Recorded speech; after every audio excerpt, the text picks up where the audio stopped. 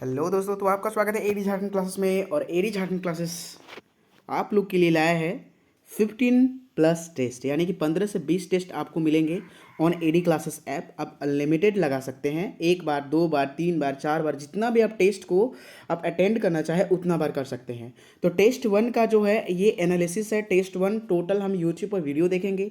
अगर आप टेस्ट लगाना चाहते हैं हिंदी पेपर 2 का फुल टेस्ट, देन आपको एडी क्लासेस ऐप डाउनलोड करने होंगे। और ये जो एडी क्लासेस ऐप 15 यानी कि 15 से 20 टेस्ट के बीच में जो टेस्ट होगा, इसका जो टेस्ट का प्राइस है ओनली 199 है। ठीक है, तो एडी क्लासेस जल्द से जल्द डाउनलोड करें और टेस्ट को परचेज करें। और मैं एक बात बता दूं कि अगर आप परचेज नहीं कर पाते हैं तो यूट्यूब का वीडियो है, उस पर आपको सारा टेस्ट कराया जाएगा, वो आप देख सकते हैं। ठीक है, और ये JCCGL नगर पालिका औद्योगिक प्रशिक्षण अधिकारी जितने भी ग्रेजुएशन लेवल का है 2023 में, उसके लिए हिंदी पेपर 2 का फुल टेस्ट यहाँ तैयारी कराया जा रहा है। और मैं बात बता दूं कि अगर आपका लैंग्वेज पेपर नागपुरी है तो ठीक है, या फिर हिंदी है, या झारखंड की संपूर्ण तैयारी यहाँ जो है एकदम बेहतरीन ढंग से करवाया जा रहा है। कॉन्टैक्ट करें PDF के लिए 8863884281 पर। मैं बात बता दूं कि ये जो है आपका बुलेट ट्रेन झारखंड GK जो कोर्स है अपलोड हो चुके हैं, और झारखंड का टेस्ट अपलोड होने वाले हैं। ठीक है, तो आप लोग बस अगले वीक में ये सब हो जाएगा टेस्ट झारखंड का। तो चलिए हम लोग अभी चलते हैं क्वेश्चंस 1 की ओर। निम्न में से CGL के लिए जो आप लोग को जो हिंदी टफ लग रहा था, एक्चुअली थोड़ा टफ तो है लेकिन उतना भी नहीं है।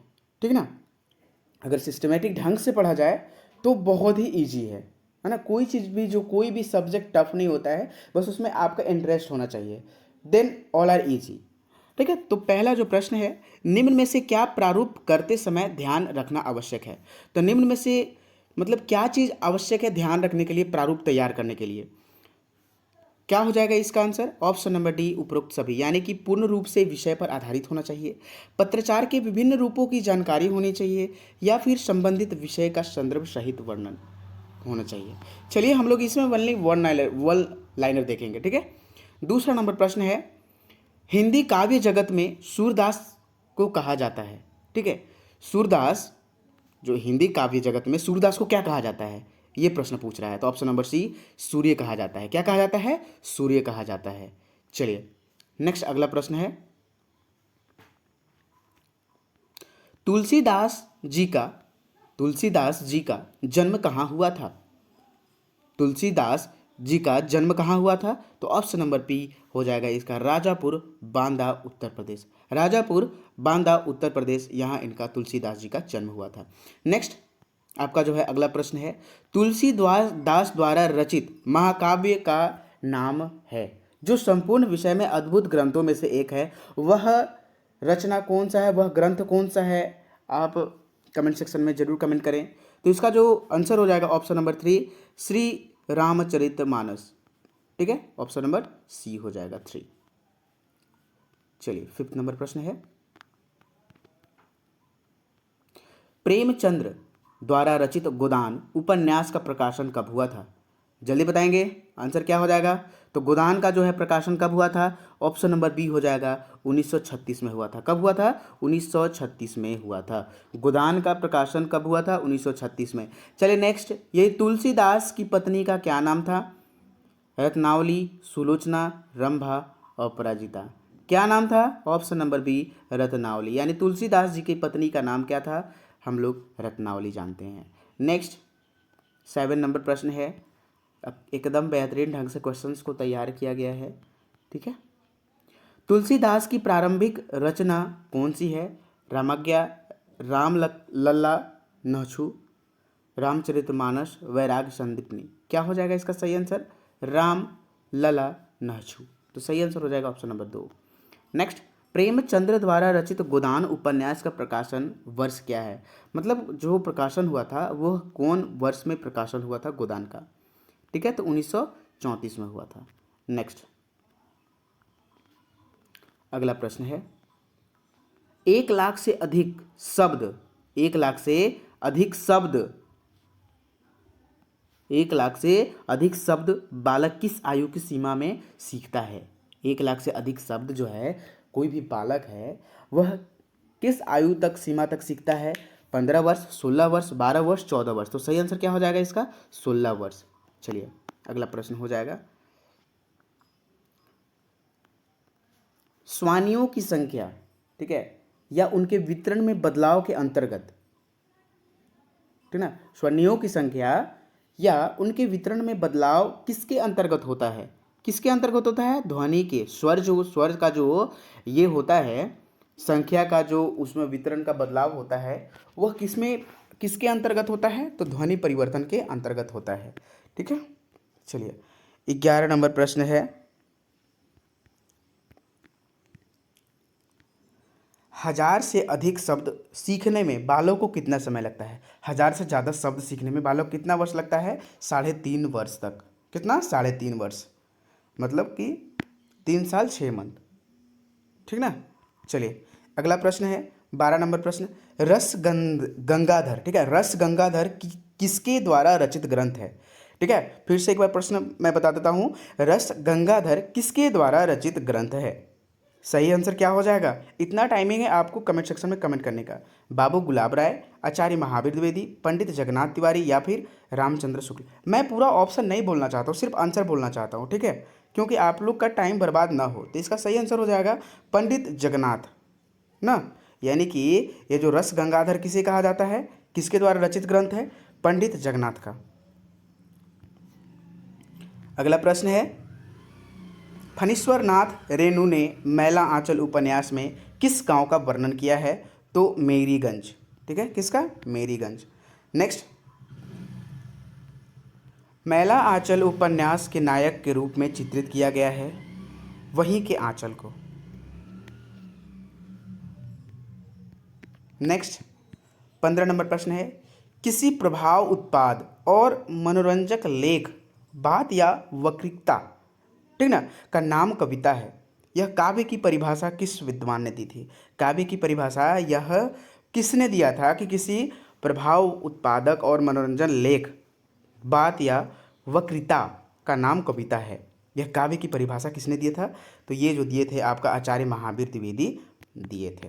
नेक्स्ट 16 नंबर प्रश्न है, काव्य में रचनात्मक, ठीक है, रसात्मकता, काव्य में रसात्मकता एवं भावनात्मकता की प्रधानता किस आचार्य ने स्वीकार किया था? किसने स्वीकार किया था? तो रामचंद्र शुक्ल ने स्वीकार किया था। क्या चीज़ का स्वीकार किया था? काव्य में जो रसात्मकता होती है और भावात्मक होता है, वो भावनात्मकता, उसको भी स्वीकारे हैं रामचंद्र शुक्ल। ठीक है। 17 नंबर प्रश्न है, आप एडी क्लासेस जल्द से जल्द ज्वाइन करें क्योंकि वहाँ टेस्ट स्टार्ट हो चुके हैं। मैला आंचल उपन्यास की भाषा कैसी है? मैला आंचल उपन्यास की भाषा कैसी है? तो आंचलिक भाषा है। ठीक है। चलिए नेक्स्ट, पाश्चात्य, ठीक है, पाश्चात्य समीक्षकों में से किस समीक्षक ने मूलतः काव्य जीवन की आलोचना की है? काव्य का यह लक्षण दिया गया है, किसने प्रस्तुत किया है? तो सही आंसर हो जाएगा मैथ्यू आर्नल्ड। ठीक है, अर्नल्ड। नेक्स्ट 19 नंबर प्रश्न है। 19 नंबर प्रश्न क्या है भाई? 19 नंबर प्रश्न है, ध्वनि परिवर्तन किस भाषिक स्तर पर होता है? ध्वनि परिवर्तन किस भाषिक स्तर पर होता है? जल्दी बताएं। ठीक है ना, किस भाषिक? ध्वना। तो इसका जो है सही आंसर हो जाएगा ऑप्शन नंबर डी, सभी। नेक्स्ट 20 नंबर प्रश्न, मैला आंचल उपन्यास की कथा किस आंचल से जुड़ी हुई है? किस आंचल से जुड़ी हुई है? ऑप्शन नंबर बी, बिहार की पूर्णिया जिला से यह आंचल जुड़ी हुई है। अगला प्रश्न है, दिनचर्यात्मक संक्षिप्त टिप्पण कहाँ किया जाता है? दिनचर्यात्मक संक्षिप्त टिप्पण कहाँ किया जाता है? मूल पत्र के हाशिए पर। ठीक है, कहाँ? मूल पत्र के हाशिए पर। तुलसी की गीतावली में कितने पद संकलित है? तुलसी के गीतावली में कितने पद संकलित हैं? कितने पद हैं भाई? ठीक है ना, तो 230 पद है तुलसी के गीतावली में। ठीक है, गीतावली में जो है कितने पद हैं? 230 पद हैं। नेक्स्ट अगला नंबर प्रश्न है, बरवे रामायण में तुलसी जी ने किस भाषा का प्रयोग किया है? तो अवधी का। नेक्स्ट, प्रेमचंद्र ने किस उपन्यास में स्त्रियों के आभूषण प्रेम दुष्परिणाम जो है वह दिखाए गए हैं? तो गबन में। कितमें? गबन में। किसमें? कौन सा उपन्यास में स्त्रियों के आभूषण प्रेम के दुष्परिणाम दिखाए हैं? तो गबन में। कौन? प्रेमचंद्र जी। नेक्स्ट जो है, हिंदी टिप्पण में से क्या टिप्पण के प्रस्तुतिकरण की विशेषता नहीं है? तो ये अलंकारिकता का जो है प्रस्तुति की विशेषता नहीं है। नेक्स्ट है 28 प्रश्न, निम्न में से क्या प्रारूपण के अंतर्गत पर्याय शब्द है? प्रालेखन, मसौदा लेखन, आलेखन, सभी। तो इसका जो सही आंसर हो जाएगा ऑप्शन नंबर 4 हो जाएगा, डी सभी हो जाएगा। यानी कि प्रारूपण के अन्य पर्याय जो सब हैं हम लोग और ये सब शब्द बोल सकते हैं। ठीक है, ये बहुत ही बीबीआई इंपॉर्टेंट है। आपसे प्रश्न पूछ देगा, हिंदी में इजी क्वेश्चंस रहता है लेकिन वो थोड़ा डिफिकल्ट तरीके से पूछता है। ठीक है, तो आपको अच्छे से जो क्वेश्चंस पढ़ रहे हैं वही क्वेश्चंस पढ़ने हैं। अंग्रेजी शब्द ड्राफ्टिंग का हिंदी अर्थ क्या होगा? संक्षेपण, टिप्पण, प्रारूपण, प्रतिवेदन। क्या हो जाएगा इसका सही आंसर? ऑप्शन नंबर सी, प्रारूपण होगा। ठीक है, ड्राफ्टिंग का मतलब होता है प्रारूपण। नेक्स्ट, निम्न में से क्या प्रारूपण की विशेषता नहीं है? तो क्या चीज़ विशेषता नहीं है भाई? Option number B, काल्पनिकता।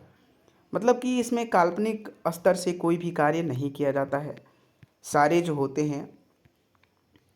ठीक है, क्वेश्चन नंबर 31, भूषण की कौन सी रचना शिवाजी की प्रशंसा से ओतप्रोत है? भूषण की कौन सी रचना शिवाजी की प्रशंसा से ओतप्रोत है? भाई इसका जो सही आंसर हो जाएगा शिवराज भूषण। नेक्स्ट, कवि भूषण की कुल, ठीक है, कवि भूषण की कुल कितनी रचनाएं मानी जाती है? भूषण की कुल कितनी रचनाएं मानी जाती है? तो सही आंसर हो जाएगा इसका ऑप्शन नंबर डी, 6 होती हैं। नेक्स्ट अगला प्रश्न है, और ये क्वेश्चंस आपको कैसे लग रहे हैं? अच्छा लग रहा है तो ज़रूर आप ज्वाइन करें।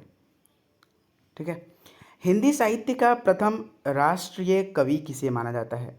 किसे माना जाता है? तो भूषण जी को माना जाता है। किनको माना जाता है? भूषण जी को।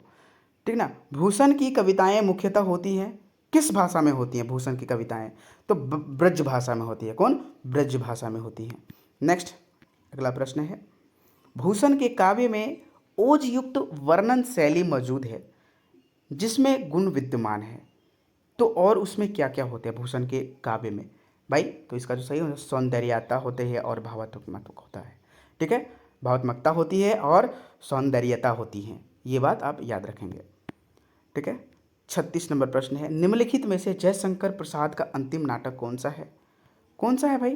तो ध्रुव स्वामिनी। कौन सा? ध्रुव स्वामिनी किसका लिखा हुआ अंतिम नाटक है? तो जयशंकर प्रसाद का। किसका भाई? जयशंकर प्रसाद का। अगला प्रश्न है, अगला प्रश्न है, ठीक है, ध्रुव स्वामिनी नाटक में जयशंकर प्रसाद ने काल्पनिक पात्र के रूप में किसका चित्रण किया है? काल्पनिक रूप में किसका चित्रण किया है? तो ये जो चित्रण किए हैं ऑप्शन नंबर इसका डी सही होगा, यानी कि 4 नंबर ए और बी, ए मंदाकिनी और बी कोमा का काल्पनिक चित्रण किया है। नेक्स्ट 38 नंबर प्रश्न है, मैं उपहार में देने की वस्तु, ठीक है, मैं उपहार में देने की वस्तु शीतल मणि नहीं हूँ, ध्रुव स्वामिनी नाटक में यह किसका कथन है? यह कौन बोले हैं ध्रुव स्वामिनी नाटक में कि मैं उपहार देने की वस्तु शीतल मणि नहीं हूँ? किसने बोला है यह? तो यह जो बोले हैं ध्रुव स्वामिनी ही बोले हैं। नेक्स्ट 39 नंबर प्रश्न क्या है भाई? निम्नलिखित में से ध्रुव स्वामिनी नाटक का पात्र नहीं है। कौन सा पात्र नहीं है? तो ऑप्शन नंबर जयद्रथ, ये जो है ध्रुव स्वामिनी का पात्र नाटक जो है उसका नहीं है। नेक्स्ट 40 नंबर प्रश्न है, जयशंकर प्रसाद ने ध्रुव स्वामिनी नाटक की रचना कब की थी? कब की थी ध्रुव स्वामिनी नाटक की रचना? तो ऑप्शन नंबर बी 1933 में, यानी कि ये जो नाटक का रचना हुआ था 1933 में हुआ था। ठीक है, 1933 में यह नाटक की रचना हुई थी। ठीक है ना, कब हुई थी? 1933 में। नेक्स्ट अगला प्रश्न है, अगला प्रश्न है आपका, कोमा जयशंकर प्रसाद के किस नाटक का पात्र है? कोमा जयशंकर प्रसाद के किस, मतलब जयशंकर प्रसाद के किस नाटक में, लिखा हुआ किस नाटक में ये कोमा पात्र हैं? तो ध्रुव स्वामिनी में। नेक्स्ट, ध्रुव स्वामिनी नाटक में स्वार्थ मलिन कलुष से भरी मूर्ति किसे कहा गया है? ठीक है। ध्रुव स्वामिनी नाटक में स्वार्थ मलिन कलुष से भरी मूर्ति किसे कहा गया है? मतलब कि कलुष यानी कि कलश, कलेश, ठीक है।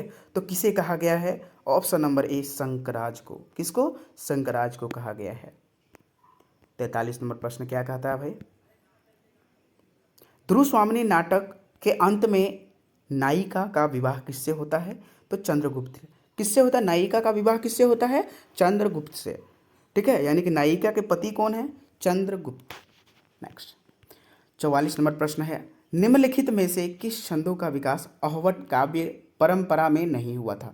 अहवट काव्य परंपरा में नहीं हुआ था। ऑप्शन नंबर सी हो जाएगा रोला का। नेक्स्ट अगला प्रश्न है, साहित्यिक हिंदी के विकास में सर्वाधिक योगदान किस भाषा का है? साहित्यिक हिंदी के विकास में सर्वाधिक योगदान किस भाषा का है? तो कौन सी भाषा का है? ऑप्शन नंबर बी हो जाएगा अहवट का। जो अहवट जो है सर्वाधिक हिंदी के विकास में इसका सर्वाधिक योगदान है अहवट, अवहट, ठीक है, अवहट का। नेक्स्ट, स्वर लोप की विकसित प्रवृत्ति किस भाषा में स्पष्ट रूप से देखी जा सकती है? क्वेश्चंस को समझिए, क्योंकि हिंदी के ये हिंदी है, लेकिन हिंदी के क्वेश्चंस को समझना बहुत ही कठिन होता है।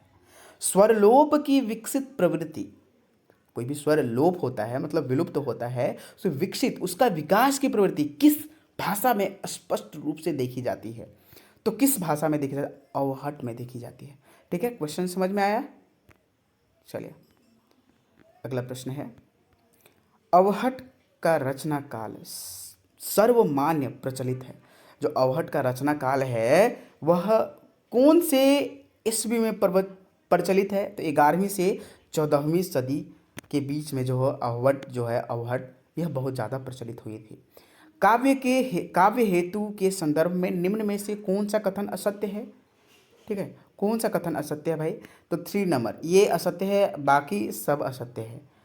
ये असत्य है, बाकी सब क्या है? सत्य है, ठीक है। क्या सत्य है? काव्य हेतु से तात्पर्य काव्य की उत्पत्ति का कारण है, ये भी सही है, ठीक है। भामह ने प्रतिभा को काव्य का मुख्य हेतु माना, ठीक है। आचार्य रुद्रट ने प्रतिभा के 2 भेद बताए, सहजा और उत्पाधा। तो ये सब सारे सत्य हैं, लेकिन एक ये जो असत्य हैं, याद रखेंगे ये सब प्रश्न।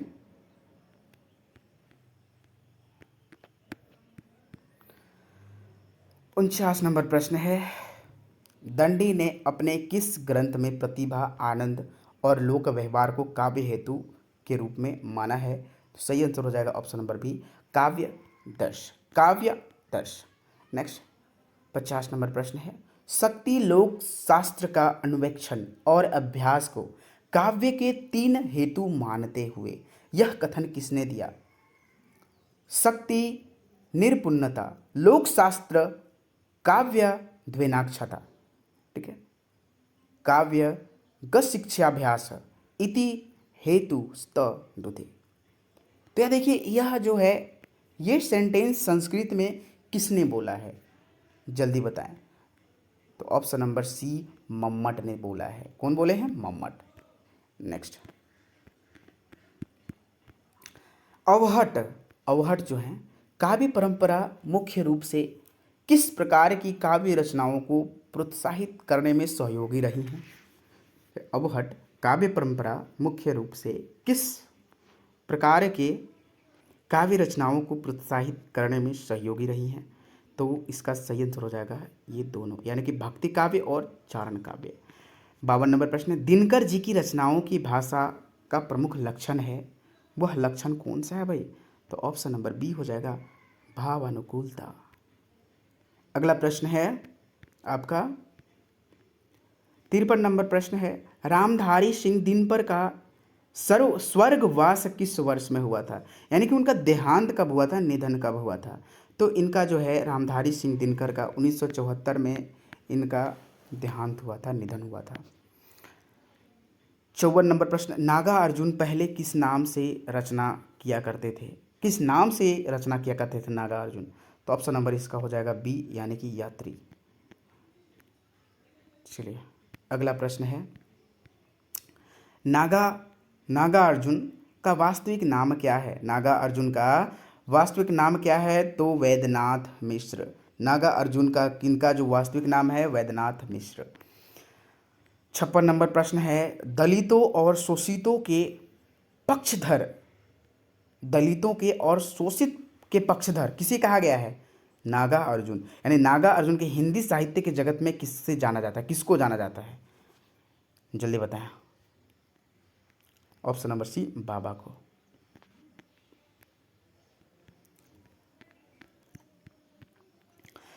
नागा अर्जुन की रचनाओं के मुख्य विषय क्या रहे हैं? नागा अर्जुन के की रचनाओं का जो मुख्य विषय रहा है वह मुख्य विषय क्या रहा है? लोक जीवन, प्रकृति, समकालीन राजनीति।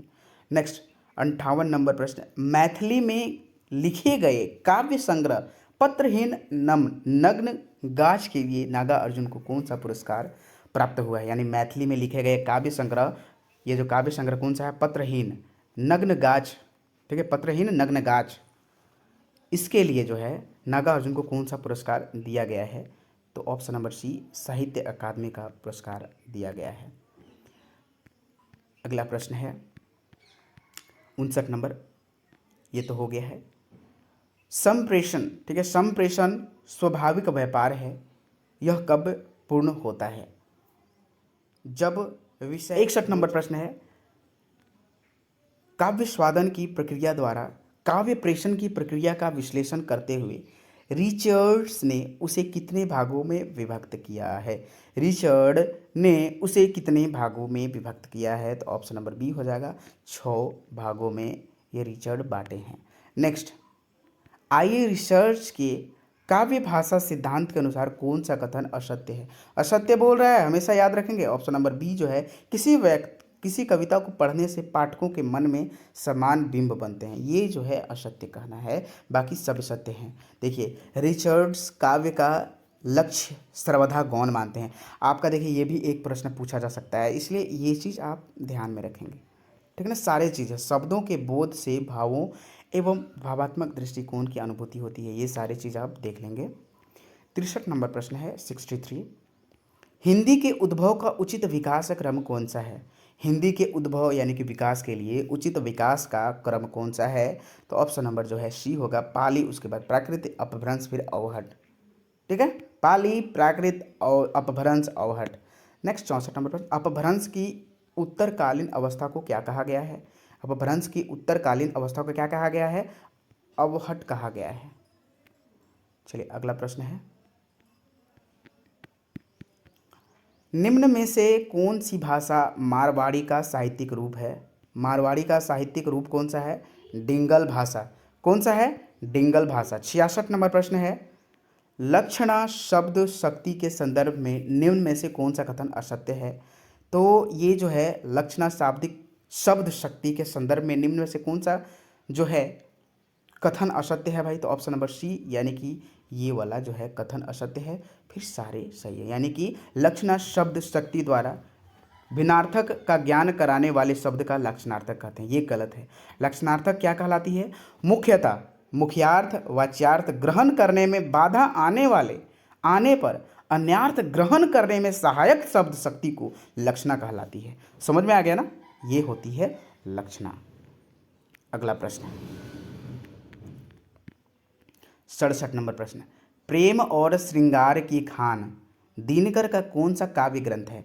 प्रेम और श्रृंगार की खान दिनकर, ठीक है, का कौन सा काव्य ग्रंथ है भाई? तो ये जो है ऑप्शन नंबर सी, रसवंती का।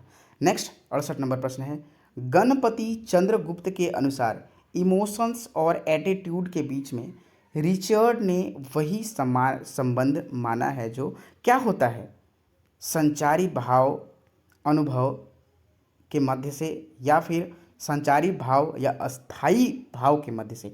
ये मैं क्यों बोला? क्योंकि ये दोनों सेम जैसा लग रहा है, तो इसका जो सही आंसर हो जाएगा ऑप्शन नंबर बी हो जाएगा, यानी कि 2 हो जाएगा। नेक्स्ट अगला प्रश्न है 69 नंबर प्रश्न, अर्थ और भाव के पारस्परिक संबंध को स्पष्ट करते हुए रिचर्ड्स ने कौन सी 3 रूप को स्वीकारा है?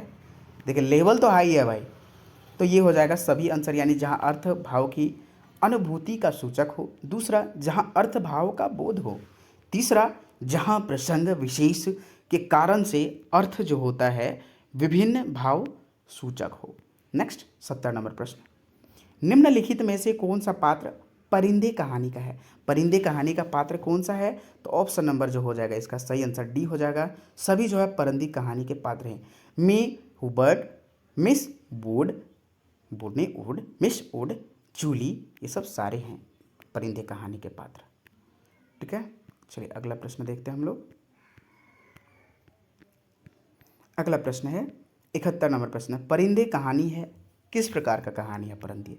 ये आप बोले तो ये जो है प्रतीकात्मक कहानी है। परिंदा जो है कैसी कहानी है? प्रतीकात्मक। नेक्स्ट 72 नंबर प्रश्न, जैन धर्मों के उपदेश के संकलन को, जैन धर्म के उपदेशों के संकलन को आगम कहा जाता है। इन उपदेशों की भाषा कैसी थी? ऑप्शन नंबर डी अर्धमागधी थी। फिर से, जैन धर्मों के उपदेश के संकलन को क्या कहा जाता है? आगम कहा जाता है। और इन उपदेशों की भाषा कैसी थी? अर्धमागधी प्राकृतिक भाषा थी। अगला प्रश्न है, के स्थान पर ल का उच्चारण किस प्राकृत में देखने को मिलता है? ऑप्शन नंबर सी मागधी प्राकृत में। ठीक है, नेक्स्ट 74 नंबर प्रश्न है, अर्धमागधी को आर्य प्राकृत की संज्ञा किसने दी थी? तो किसने दिया था? ऑप्शन नंबर ए आचार्य हेमचंद्र ने दिया था। नेक्स्ट 75 नंबर प्रश्न है, 75 नंबर प्रश्न क्या बोलता है?